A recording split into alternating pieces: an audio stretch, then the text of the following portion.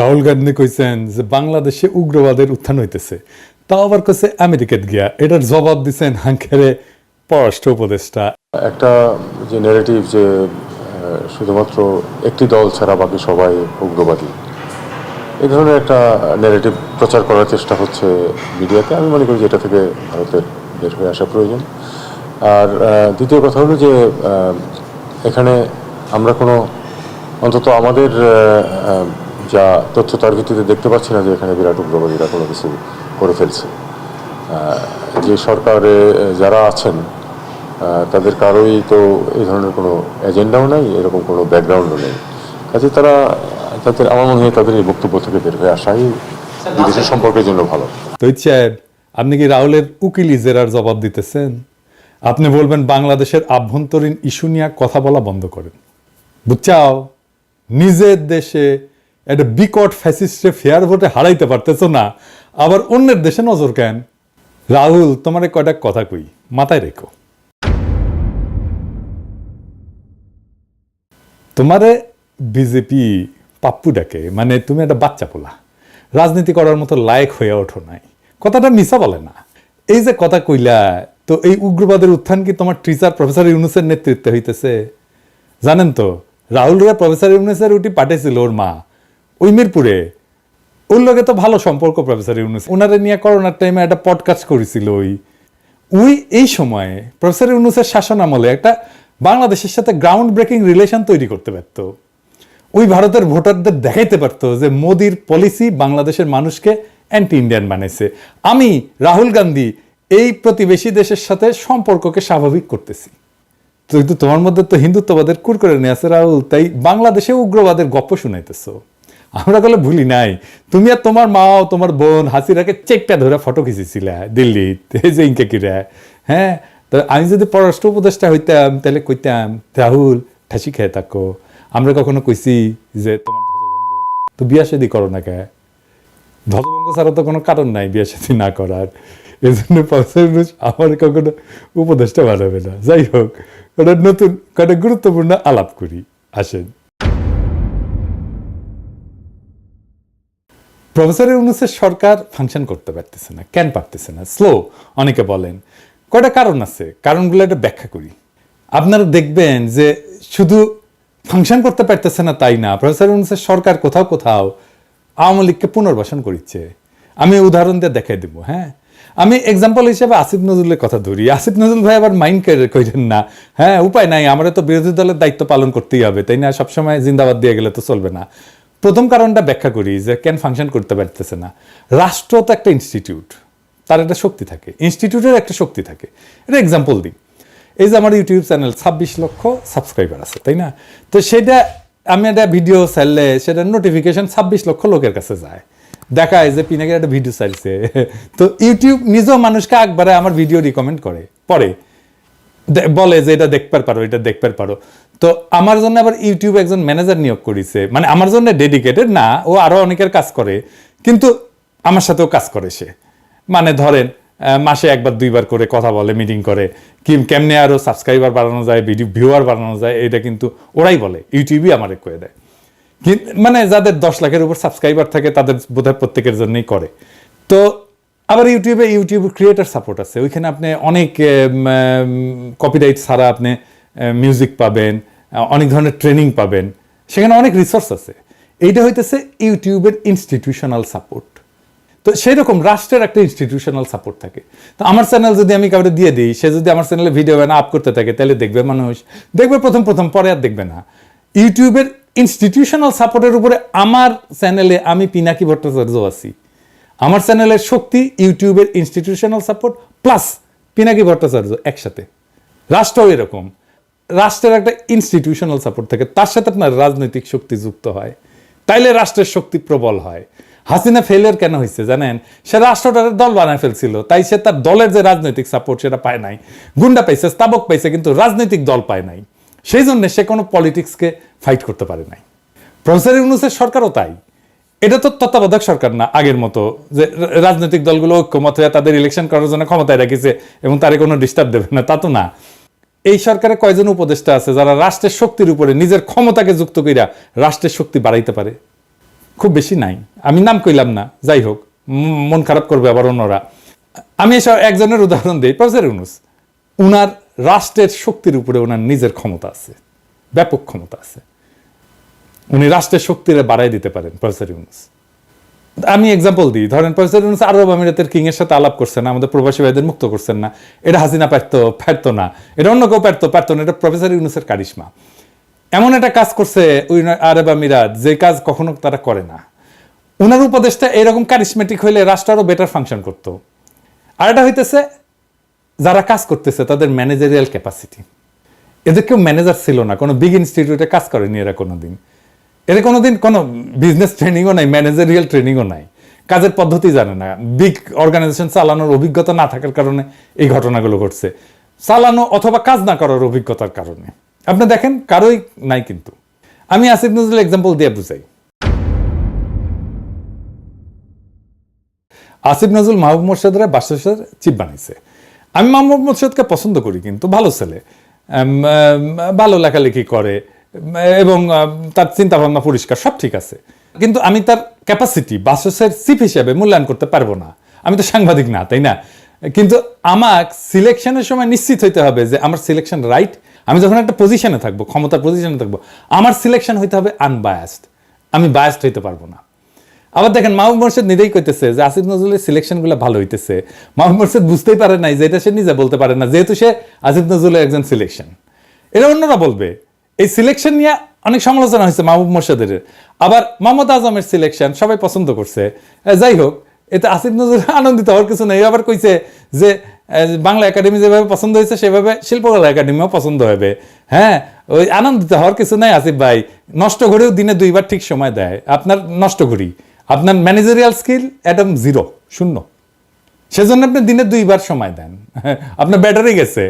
তো যাই হোক, আমি হইলে বাসের সিলেকশন কেমনে করতাম তার একটা মডেল দিই। হ্যাঁ, ইনফ্যাক্ট আমার এই ধরনের কাজ করতে হয় আমার প্রফেশনে, পেশা। আমি এখানে মানে প্যারিসে আমার কোম্পানিতে আমি গ্লোবাল মেডিকেল রিলেশনে কাজ করি। গ্লোবাল মানে কিন্তু সারা দুনিয়া, যেখানে আমাদের কাজ আছে, মানে আমার কোম্পানির কাজ আছে। আমি অফিসের কাজে খুব কমই ট্রাভেল করি, আপনারা জানেন। ট্রাভেল করলে আমি তো বলে দিই আমি কই গেছি না গেছি। আমাকে রিকমেন্ড করতে হয়, ধরা যাক যে হংকং, কোন এক্সপার্ট দিয়ে আমি অ্যাডভাইজারি বোর্ড করব। অ্যাডভাইজারি বোর্ড মানে যারা পরামর্শ দেয় কোম্পানিকে, ফর্মাল ওয়েতে পরামর্শ দেয়, বিস্তারিত আর গেলাম না। বা ধরুন আফ্রিকার কোন দেশে কোন ডার্মাটোলজিস্ট চামড়ার উপরে ক্লাইমেট চেঞ্জ মানে পরিবেশের পরিবর্তনের ইফেক্ট নিয়ে এক্সপার্ট। কঠিন জটিল বিষয়, কিন্তু আমি হংকংয়ে যাইও না, আফ্রিকায় যাইও না। কিন্তু আমি যেটা রিকমেন্ড করি, যেটা আমার করতে হয় দেশগুলোকে, তার 99% কেসে পারফেক্ট হয়। আমার টুলস আছে, আমি সারা দুনিয়ার ডাক্তার কি করে, কই থাকে, কোথায় চাকরি করে, কোন কনফারেন্সে যাইতেছে, কি পাবলিশ করিচ্ছে, কার সাথে কোলাবোরেশন করিচ্ছে, কার সাথে সে রিসার্চ করিচ্ছে, তার রিসার্চের ফোকাস কি, এমনকি কার কাছ থেকে কত টাকা পয়সা নিয়ে যেতে, এটা এক ক্লিকে বের করে ফেলি। টুলস আছে, যাক সেটা অন্য আলাপ। বাসসের সিলেকশনে আসি। আমি যদি আসিফ নজরুল হইলাম নি, তাহলে আমি সাংবাদিক যারা আছে না ফ্যাসিবাদের বিরোধী, তাদের সাথে কথা কইয়া কয়েকটা রিকমেন্ডেশন নিতাম। কইতাম যে আমার একটা বাসসের চিপ লাগবে, কোন তো কারে করা যায়, 2-3টা নাম বলেন তো। তারপরে জিজ্ঞেস করতাম এর নাম কেন কইলেন, তার যুক্তিগুলো শুনতাম, লিখে রাখতাম, সবগুলা লিখতাম, শুনতাম, লিখতাম। কাদের সাথে আলাপ করতাম? কনক সারোয়ারের সাথে আলাপ করতাম, স্বামীর সাথে আলাপ করতাম, তাসনিম খলিলের সাথে আলাপ করতাম, মনির হায়দারের সাথে আলাপ করতাম, শাহেদ আলমের সাথে আলাপ করতাম, ইলিয়াসের সাথে আলাপ করতাম, মুশফিকুল ফজলের সাথে আলাপ করতাম, আরো যাদের নাম বলি নাই তাদের সাথেও আলাপ করতাম, মানে যারা ফেসি বিরোধী এবং আমার যাদের সাথে রিচ আছে, কথাবার্তা হয় আর কি।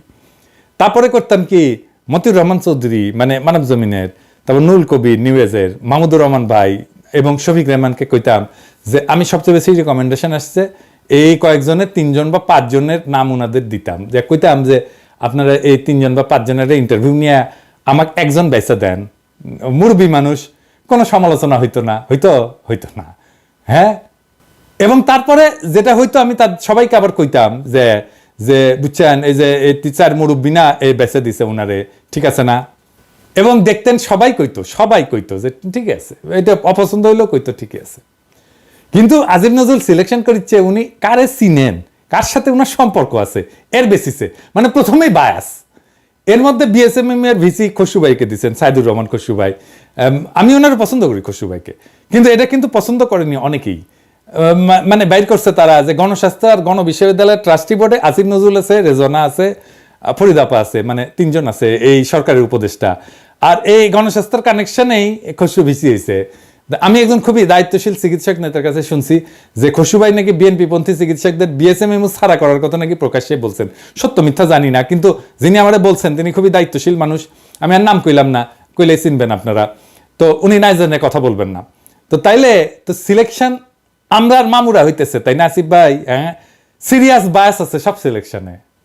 এইবার আসেন, শিল্পকলা একাডেমির পরিচালক সৈয়দ জামিল আহমেদকে সিলেক্ট করছেন, ওটা নিয়ে কথা বলি।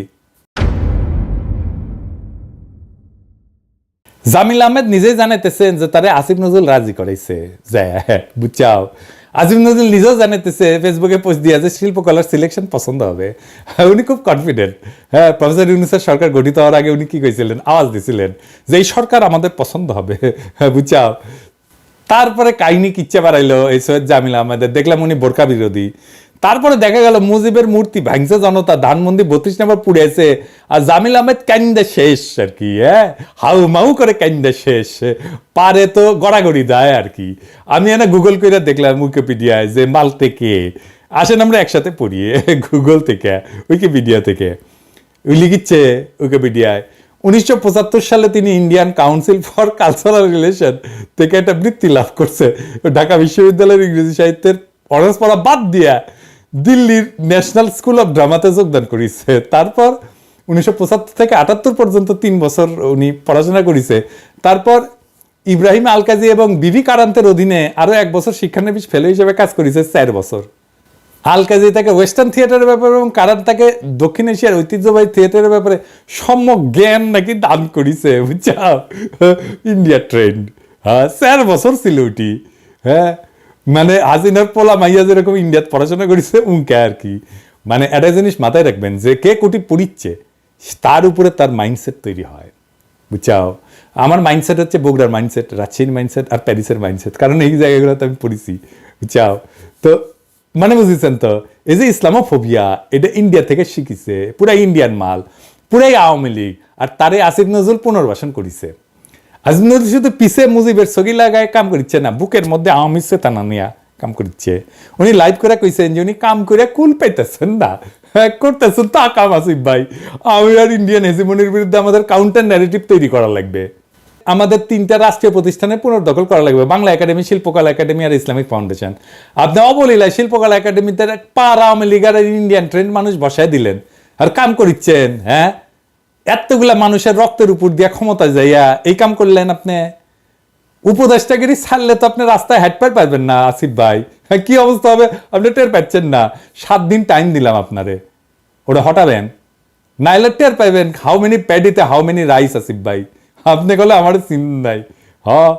আমি গেলে যখন ধরুম না কাচ্ছপের কামড় দিয়া ধরুম, হ্যাঁ, পরে আর সরি করার টাইম পাবেন না, সেজন্য 7 দিন সময় দিয়ে দিলাম। আর আমি আমার এপিসোডের শেষে একজন শহীদের গল্প বলি, আজকে একটা গল্প বলবো। আসিফ ভাই, আপনিও শুনেন, কাদের রক্তের উপর দিয়ে আইসা সেই রক্তের সাথে বেইমানি করিচ্ছেন সেটা শুনে নেন। একটা একতলার বন্ধ ঘর, সামনে লেখা মর্চুয়ারি। তার পাশেই আর একটা বিচ্ছিন্ন একতলা ছোট ঘরের সামনে মানুষ ঠেলাঠেলি করছে। মর্চুয়ারির অফিস, 3-4 জন আনসার সদস্য ভিড় সামলাচ্ছে। কোনো রকম ভেতরে উকি দিয়ে দেখি একটা সরু টেবিল সামনে নিয়ে একটা বেঞ্চে 2-3 জন কর্মচারী বসে আছেন। তাদেরকে আপাদমস্তক ঘিরে রেখেছে জনাবিশেক মানুষ। সবাই টেবিলের উপরে ঝুঁকে আছে, ঝুঁকেই আছে, সরে গিয়ে কাউকে জায়গা দিচ্ছে না। বোঝাই যাচ্ছে এখানে শৃঙ্খলা বলে কিছু নেই। কিন্তু বিশৃঙ্খল অবস্থায় যেরকম হট্টগোল হবার কথা, তার বদলে একটা অস্বস্তিকর নীরব ধীরতা। 20 জুলাই সকালবেলা, তখন 11:30টার মতো বাজে। ঢাকা মেডিকেল কলেজ হাসপাতালের মর্চুয়ারির এই অফিসে আমরা প্রিয়র খোঁজে এসেছি। প্রিয় আমার স্ত্রীর ভাগ্নে, আমার স্ত্রীর ফুফাতো বোন কলিয়াপুর ছেলে। 28-29 বছর বয়স, একটা অনলাইন নিউজ পোর্টালে সাংবাদিকতা করত। ছিপছিপে গরম, মুখে সবসময় একটা লাজুক হাসি ধরে রাখত। ছাত্রত্ব ঘুচেছে বেশি দিন হয়নি। ছাত্র আন্দোলনেও সে জড়িয়ে পড়েছিল। আগের দিন রাত 10টার দিক থেকে বিচ্ছিন্ন খবর আসতে লাগলো, সম্ভবত গুলি লেগেছে প্রিয়র। তাহির জামান প্রিয়, একজন ভিডিও সাংবাদিক। কিছুক্ষণ পর জানা গেল প্রিয় আর নেই। গুলিবিদ্ধ মৃতদেহটা পুলিশ নিয়ে গেছে। খবর পেলাম ধানমন্ডির ল্যাবএইডের সামনে ঘটেছে এই ঘটনা। কেউ কেউ বলল সেন্ট্রাল, ল্যাবএইড আর পপুলার হাসপাতালে খোঁজ নিতে। পুলিশ নাকি লাশ আগে কাছের হাসপাতালগুলোতে নিয়ে যাচ্ছে। 19 তারিখ রাত 12টা থেকে কারফিউ শুরু। দুদিন ধরে বন্ধ আছে ইন্টারনেট। হাসপাতালগুলো থেকে কোনো খবর পাওয়া গেল না। পুলিশের চেনা লোক ধরে জানতে চাইলাম ধানমন্ডি বা কলাবাগান থানায় এই নামে কোনো লাশ এসেছে কিনা। তারা জানালো আসেনি। সকালবেলায় মোটামুটি নিশ্চিত খবর পেলাম ঢাকা মেডিকেল কলেজ মর্গে আছে প্রিয়। 11টা থেকে 2 ঘন্টার জন্য কারফিউ তোলা হবে। আমার শ্বশুর আর আমি একটা অ্যাম্বুলেন্স নিয়ে ছুটলাম। পথে তুলে নিলাম মিতুলাপাকে, প্রিয়র মা, কলিয়াপুর বন্ধু। গিয়ে দেখলাম শ্রেষ্ঠ আগেই পৌঁছেছে সেখানে। শ্রেষ্ঠ আমাদের আরেক ভাগ্নে, প্রিয়র খালাতো ভাই। প্রিয়র এক চাচি আগে থেকেই ছিলেন সেখানে। রেজিস্টারে নাম পাওয়া গেল না প্রিয়র। আমি কিভাবে বললাম একটু অজ্ঞাতনামার লিস্টটা দেখলে হতো না। সেই লিস্ট এনেও দেখা গেল সেখানেও প্রায় 10টার মতো লাশের বর্ণনা, শুধু একটা ক্রমিক নাম্বার দেওয়া আছে। নাম্বারের একটা কাউন্টার লেভেল লাশের গায়ে সাঁটানো। বয়স, সময় ইত্যাদি মিলিয়ে 2টো লাশের শর্টলিস্ট করে লাশ শনাক্ত করতে গেল শ্রেষ্ঠ। প্রায় 40 মিনিট পরে ফিরে এসে বলল পেয়েছে প্রিয়কে। আমার শ্বশুর ব্যস্ত হয়ে পড়লেন তাড়াতাড়ি ফর্মালিটি শেষ করার জন্য। শ্রেষ্ঠ আমাকে আস্তে করে বলল অবস্থা বেশি ভালো না খালু। একটা ঘুপচি বদ্ধ ঘরে 20-25টা লাশ মেঝেতে ফেলে রেখেছে। একটা ফ্যান পর্যন্ত নেই। লাশগুলোর উপরে চাদর নেই, এলোমেলো পড়ে আছে। একজনের পা উঠে আছে আর একজনের গায়ে। আর রক্ত, চাপ চাপ চুইয়ে পড়া রক্ত।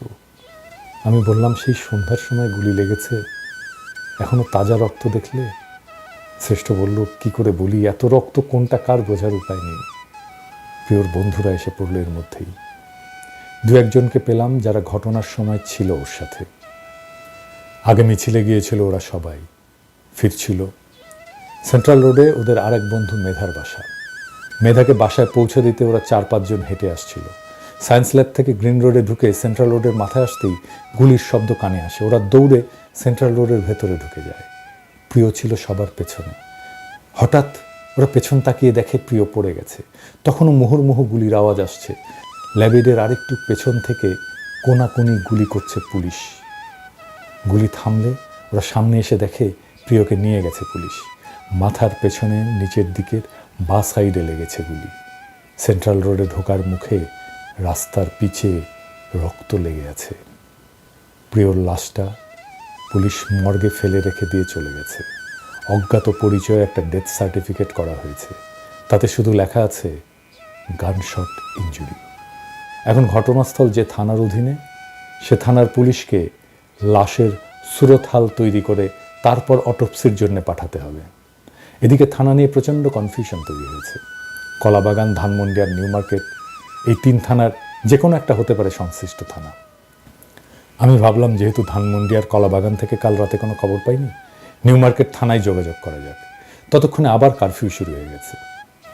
প্রিয়র বন্ধুরা অ্যাম্বুলেন্স নিয়ে ছুটল নিউ মার্কেট থানায়। এদিকে মর্চুয়ারিতে তখনও বুলেটবিদ্ধ লাশ আসছে। খোলা আকাশের নিচে লাশের স্ট্রেচার রেখে রেজিস্ট্রি ফর্ম পূরণ করছে মানুষ। বেশিরভাগ লাশের বয়সই 20 থেকে 35-এর মধ্যে। শার্টগুলো খুলে নিয়েছে আগেই, বোধহয় ডেথ সার্টিফিকেট তৈরি করার জন্য পরীক্ষার সময়। বেশিরভাগের পরনে প্যান্ট, একজনের পরনে দেখলাম লুঙ্গি। একটা কম বয়সী ছেলের লাশের দিকে তাকিয়ে হঠাৎ আমার নিঃশ্বাস বন্ধ হয়ে গেল। ফারদিন, আমার স্কুল ফ্রেন্ড। স্কুল মাঠের শেষ প্রান্তের পুরনো পরিত্যক্ত বিল্ডিংটায় আমরা রহস্য খুঁজে বেড়াতাম একসাথে। একটু পরে সম্বিত ফিরে পেলাম। এত বছর পরে ফারদিন নিশ্চয়ই আর দেখতেই কিশোরের মতো নেই। আর এই ছেলেটা ফারদিনের তুলনায় কিছুটা বেটে আর কৃষকায়। এতক্ষণ লক্ষ্য করিনি। আমার পেছনে দাঁড়ানো একজন মহিলা হঠাৎ বলে উঠল, এরা কি পায়েও গুলি করতে পারে না? সবাইকে বুকে আর পেটে গুলি করছে। কথাটা শুনে আশপাশ থেকে অনেকে তার মুখের দিকে তাকালো, কেউ জবাব দিল না।